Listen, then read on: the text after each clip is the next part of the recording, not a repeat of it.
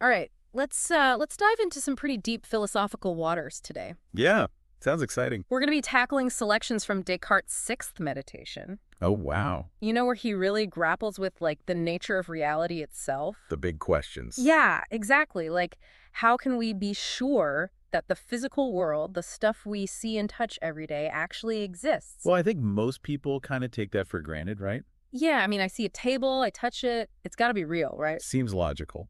But Descartes, he doesn't let us off that easy. No, he does not. He actually starts with doubt.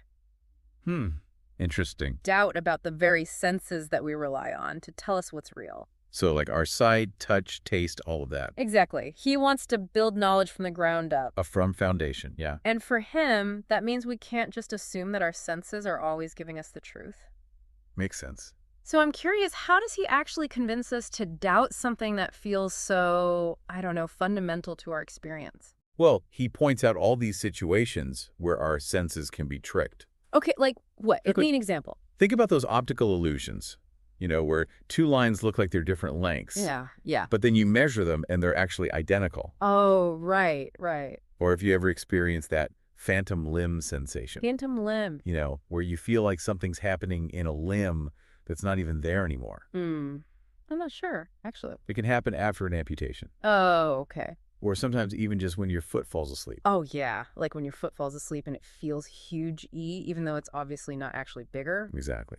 Those are the kinds of examples Descartes uses. To show that our senses aren't always reliable. Exactly. They're not infallible. Okay, I'm starting to see his point. We can't just blindly trust them. So if we can't completely trust our senses, where do we go from there? Like, how do we even begin to understand the world? Well, this is where Descartes makes a really crucial distinction Okay. between the mind and the body. The mind and the body. Yeah, he argues that we can actually conceive of the mind without the body and vice versa. So, like, picturing, I don't know, a soul floating around without any physical form. Exactly. Like a ghost or a spirit. Okay, I can kind of wrap my head around that. And then on the flip side, you can imagine a body like a robot or something Right. existing without any consciousness or thought. Okay, so just a purely physical machine. Right. So he's basically saying because we can separate these concepts mentally, they must actually be separate things in reality. That's the gist of it, yeah. This mind-body distinction is kind of blowing my mind a little bit. It's a big one. Yeah, it's huge. And I guess that's how he eventually gets to arguing for the existence of material things, even after all this doubt about the senses. That's where it's all leading, yeah. Okay, so we've got the doubt, we've got this mind-body separation. What's the next piece of the puzzle? Well, think about this. If the mind and body are distinct, how do they interact? Oh, good question. And for Descartes, one of the ways they connect is through the imagination. Okay, imagination. I love a good thought experiment. Yeah, me too. And Descartes has a lot to say about it. I bet he does. So what's his take on imagination? Well, first he makes a distinction between imagination and pure understanding. Okay, so like there are different types of thinking. Exactly. He says that imagination relies on the body in a way that pure understanding doesn't. Give me an example. Okay, let's see. We can both understand the concept of a triangle, right? Yeah, 3 sides, 3 angles. Right. Now, imagine a chiliagon. A what a gun? A chiliagon. It's a polygon with 1,000 sides. 1,000 sides. Okay, I can sort of grasp that Like conceptually. when you actually picture in your mind, like really see all 1,000 sides? No, not really. I can barely picture a hexagon. Exactly. But you can easily imagine a triangle, right? Yeah, that's no problem. So you can understand both a triangle and a chiliagon. But picturing them is totally different. And that's because imagination needs the body. It needs this kind of physical canvas that's linked to our senses. So our imagination is actually limited by our physical brains. That's what Descartes is getting at. Okay, that's fascinating. And that's one way he argues for the body's existence. We needed to imagine. Exactly. Okay, so to recap, we started by doubting our senses, then we separated mind and body, and now we're seeing how the body is actually necessary for certain mental processes. You got it. It's all starting to connect. It is. But here's where things get even more interesting. Oh, there's more. Oh, yeah. Descartes introduces another factor that influences how we perceive the world. Okay, I'm intrigued. Lay it on me. Our natural instincts. You mean like our gut feelings and stuff? Yeah, like those inherent inclinations that seem to guide our actions.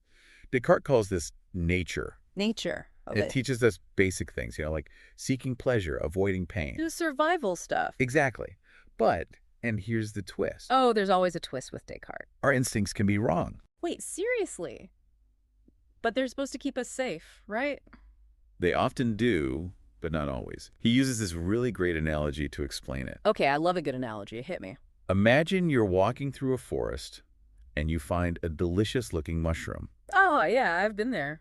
Your natural instinct might be to eat it, right? Well, yeah, it looks delicious. But it could be poisonous. Oh, right. Nature can be tricky like that. Exactly. It can be deceptive. So our instincts, even though they're often helpful, they can't always be trusted when it comes to the physical world. Precisely. And this whole idea of nature's trickery leads Descartes to an even bigger question. Okay, I'm on the edge of my seat. What's the question? If our senses ain't even our instincts can be flawed, Right. how can we ever be sure we're grasping the truth about reality? Whoa. Yeah, that's a big one. It is. All right, well, I guess we'll have to wait until next time to find out how Descartes answers that one. Yeah, it's a cliffhanger for sure. But I'm already hooked. Can't wait to dive back in. Me too. This is getting good.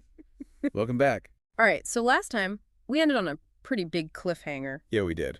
If we can't fully trust our senses or our instincts, how do we know, like, anything for sure? Right. How can we be sure we're not just chasing shadows? Exactly. There's got to be a way to ground ourselves, right? For Descartes, the solution lies in the idea that even with these occasional deceptions, our experience generally points towards a world that makes sense. A coherent and ordered world. Okay, so even though things can get a little fuzzy sometimes, there's still this underlying sense that the world, like, hangs together. Exactly. It's not just chaos. Okay, yeah, I can see that. And that's where Descartes brings in, you guessed it, God. Of course, gotta have God in the mix. It's Descartes, right. So he argues that because God is good and not a deceiver, he wouldn't have created us with senses that are inherently flawed or designed to mislead us. Okay, so God's goodness is kind of like this safety net that ensures that our senses, even though they're imperfect, they can still lead us towards truth. Exactly. But, and this is important, Descartes isn't saying we should just blindly trust our senses or rely on faith alone. Right. There's got to be more to it than that. There is. He emphasizes the importance of reason, using our God-given intellect to really sift through the information our senses are giving us. So it's not just about what we perceive, but how we think about it. Precisely. It's about using logic and critical thinking to arrive at true knowledge. So it's this kind of three-pronged approach. Senses, reason, and the guarantee of God's goodness all working together. You got it. Okay, I think I'm following so far. But how does this actually play out when we're trying to understand the physical world? Well, Descartes points out that there are certain aspects of material objects that we can grasp really clearly and distinctly. Like what?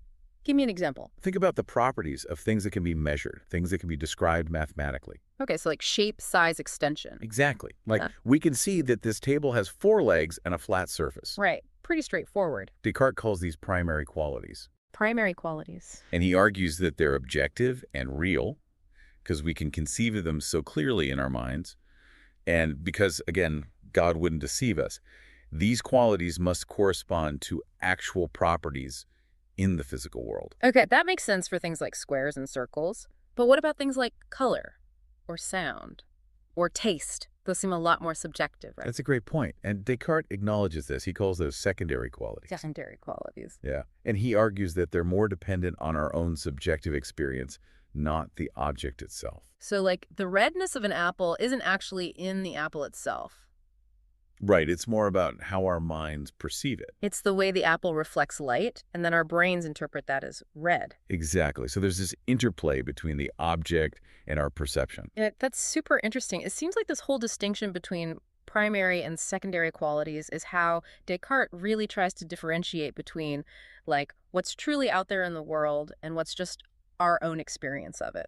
Exactly. It's his way of navigating between the subjective realm of our senses and the objective realm of, actual physical stuff. Okay, so even though we can't be absolutely certain about all the details of the physical world, Right. We can never be 100% sure. Descartes believes that our senses, when combined with reason, give us enough evidence to believe that it exists. Yeah, that's the key. We're not just living in a simulation. Or a dream. Right. But if we zoom out a bit, I'm still trying to wrap my head around how we go from these very abstract, like, mathematical properties to the concrete reality of the entire universe? How do we make that leap? That's a big question, yeah.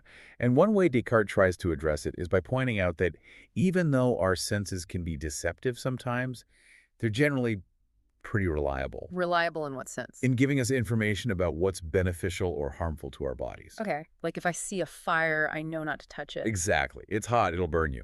And if our senses were constantly giving us false information, Hmm. we wouldn't survive very long. True, true. So our senses are kind of like this built-in warning system. Yeah, you could think of it that way. They're designed to help us navigate the world and avoid danger. Makes sense. But what about those times when our senses deceive us? Like those optical illusions we talked about or phantom limb pain? Yeah. How does Descartes explain those? Well, he admits that there will always be some instances where our senses might mislead us. It's bound to happen sometimes. Right.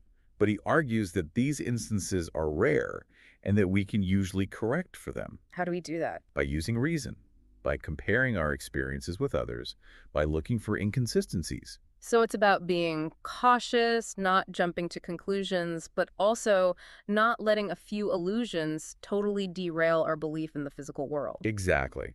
It's like being a detective. You gather the evidence, you weigh the possibilities, and you use your logic to arrive at the most plausible explanation. That's a great analogy. I like that. And there's another important point to make here. Descartes isn't just arguing for the existence of individual physical objects in isolation. Okay, so there's a bigger picture. There is. He's arguing for the existence of a whole coherent and ordered world. Like the universe isn't just a bunch of random stuff floating around. Right. He believes it operates according to natural laws, that there are underlying principles that govern how things work. And that this order ultimately reflects God's wisdom and goodness. Exactly. So there's this sense of a grand design, a purpose behind it all. That's a pretty profound idea. It's like even in the midst of all this doubt and uncertainty, Descartes still finds this underlying order and meaning in the universe. And this idea of an ordered and intelligible universe, it's one of the key legacies of his philosophy. Really? How so? It helped to pave the way for the scientific revolution. The idea that we can study the world, understand its laws, and even predict how things will behave. Wow, so we can kind of thank Descartes for helping launch modern science. In a way, yeah, it's a pretty big deal. That's amazing. But even with all these insights, I'm guessing there are still some unanswered questions or loose ends in Descartes' thinking. Oh, absolutely. There are always more questions to explore. Like what? What kind of doubts are we talking about? Well, think back to that analogy of the poisoned food. Descartes says God wouldn't create us with senses that are inherently deceptive, right? Right. But if that's the case, why do our senses sometimes lead us astray? Why do we make mistakes? Why are illusions even possible? Yeah, that's a good point. If God is all-knowing and all good, why allow for the possibility of error at all? Right. It seems like a bit of a contradiction. It does, and it's something that philosophers have been debating for centuries. Another question that Descartes kind of raises but doesn't fully answer is how exactly the mind and body interact. Oh, right. He establishes they're distinct, but how they actually connect is still a mystery. It is, and it's a mystery that continues to fascinate us today. So Descartes gives us this really compelling case for believing in the physical world, but he also leaves us with some pretty tantalizing mysteries to ponder. And that's part of what makes his philosophy so engaging. I agree. It's not just about finding the right answers, it's about asking the right questions. Exactly. The quest for understanding is just as important as the understanding itself. Well said. So what are some of the key takeaways we should be thinking about as we move forward? One thing that really stands out to me is Descartes' emphasis on reason and critical thinking. Yeah, he's not just telling us to blindly trust our senses or follow tradition. He's saying we have to actively engage our minds, question our assumptions, use logic to arrive at truth. It's like he's giving us this toolkit for navigating a world that's full of potential illusions and deceptions. I love that analogy, the toolkit for critical thinking. That's super relevant, especially today when we're bombarded with so much information from all sides. Absolutely. It's more important than ever to be able to discern what's true, what's false, what's reliable, what's not.